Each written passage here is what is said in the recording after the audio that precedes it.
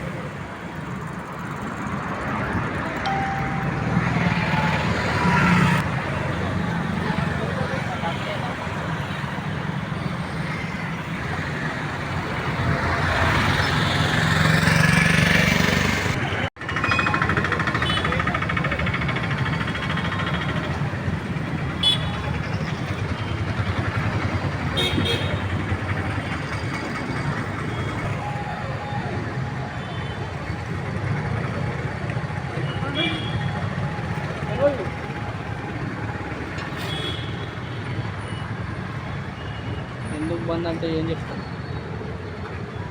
అందరి దగ్గర స్మార్ట్ ఫోన్లే ఉన్నాయి, ప్రపంచం అంతా చేతుల్లో ఉన్నది.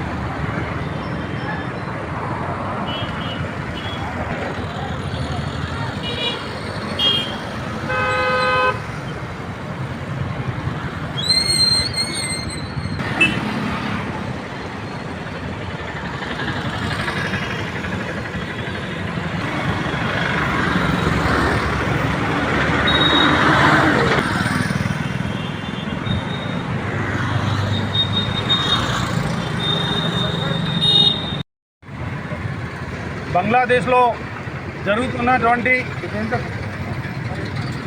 బంగ్లాదేశ్లో హిందువులపై ఏవైతే అత్యాచారాలు జరుగుతున్నాయో దాన్ని నిరసిస్తూ